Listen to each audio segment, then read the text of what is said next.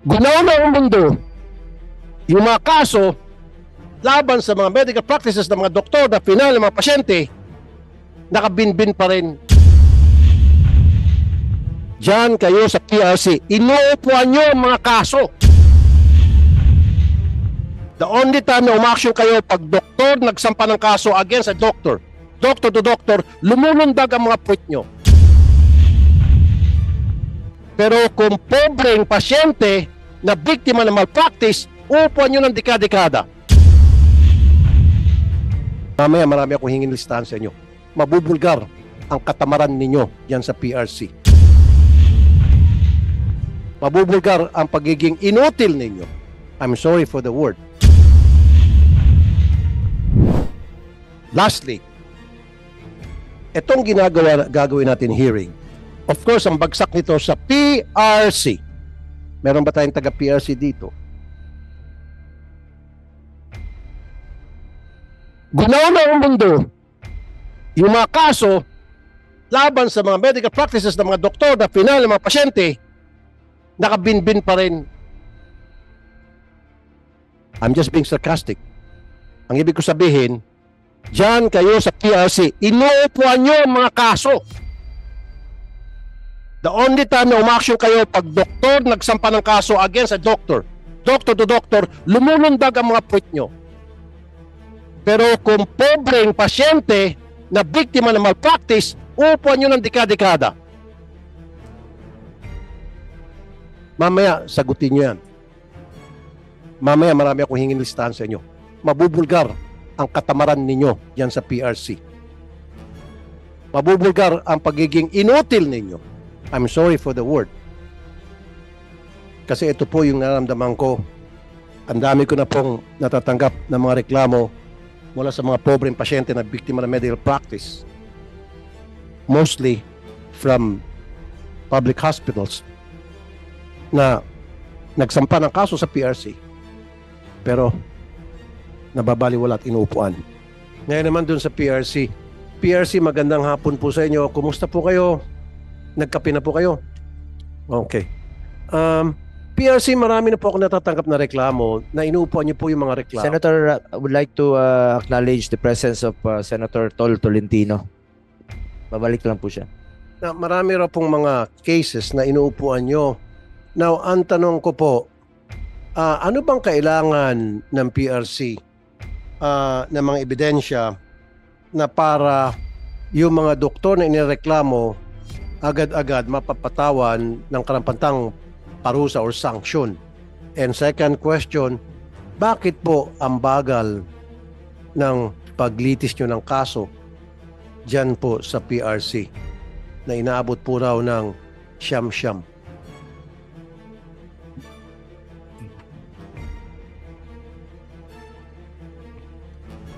Thank you very much, Honorable Senator Tulfo.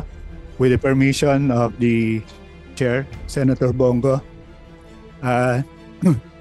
let me provide the background on the adjudication of cases being filed with the Board of Medicine. So all of these cases involving medical professionals are filed with the Board of Medicine.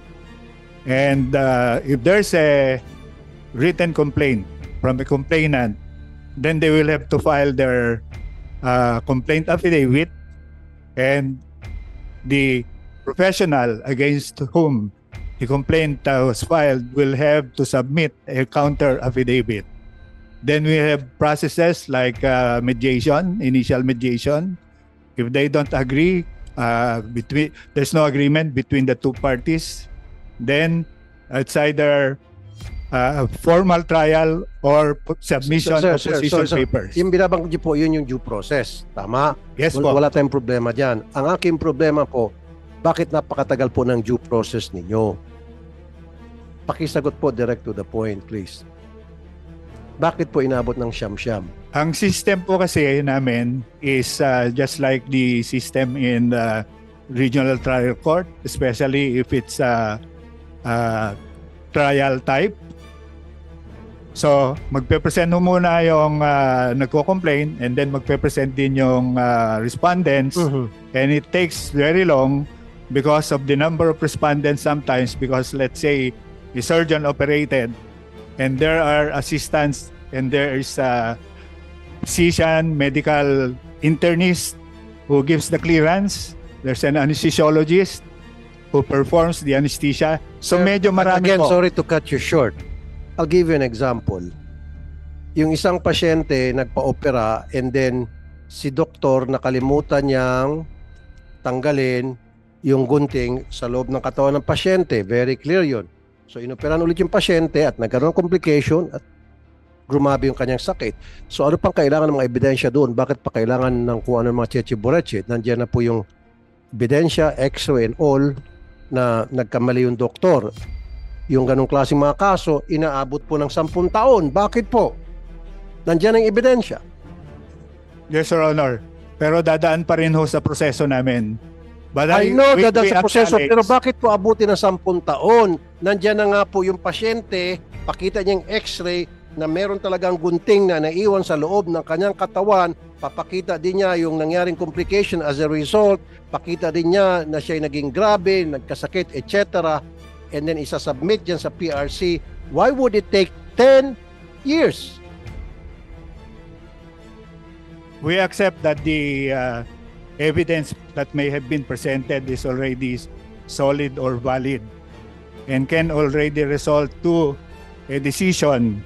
But the respondent sometimes comes up with, and the complainant comes up with expert witnesses who are also physicians who may be giving contradictory opinions regarding that. Ano pa pong expert witness ang kailangan? Nandiyan na nga po yung x-ray ng pasyente. Inadmit siya, nakalagay ang pangalan ng doktor nag-opera sa kanya, yung araw na inoperahan siya, anong ospital yon, at yung makikita doon na nagkaroon complication because of that gunting na naiwan.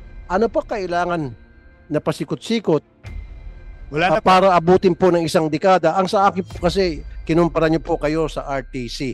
Iba po yung RTC, iba po yung PRC. Please do not compare. That's apples and oranges, okay? So sa PRC, mas madali ho dapat kayo makapag-action. The fact na kayo po ay mga doktor din, I would assume some of you are doctors over there. So you don't need expert opinions because you yourselves from among your group are already experts. Otherwise you wouldn't be accepted sa PRC. Am I right? So don't tell me about these expert doctors na kailangan pa magtistigo, etc., etc. All you need is 1 plus 1. 1, may pasyente na may reklamo na naiwanan ng, sample lang po ito, naiwanan ng gunting sa loob ng katawan niya, may x-ray and all, and then 2, ito si doktor na inaamin niya, siya ngayon nag-opera at inaamin niya na naiwan ngayong gunting. Ano pang kailangan? Bakit abutin 10 taon? Sir? Right now, sir, I don't have the data regarding how long those kinds of cases are, no? Okay. But the profile of the cases that have been filed with the PRC for medical professionals, 212 unprofessional conduct, malpractice 7, negligence 249, violation of code of ethics with the code of ethics of the PMA adopted by the Board of Medicine 41, immorality 47, and I cannot, maybe we have the head of the Okay. Board of Medicine and the head of our legal division. They may have the particular statistics regarding how long those clear-cut, I would say clear-cut cases would stay, because we have the aging of cases filed against doctors, and we admit that more than 5 years, there are 55%, meaning 313 out of 567. Give me a list. Give us a list, Doc. Are you a doctor? Sir? You're a Yes, doctor? yes, Okay. Your Honor. Give us a list, Doc. Yung mga kaso na na-file and then yung mga kasong nakabinbin at yung mga kasong nabigyan nyo na ng resolution or na-resolve. I want files of those, right? Yes, Your Honor. We will Stand by ka submit muna. a detailed report on those statistics.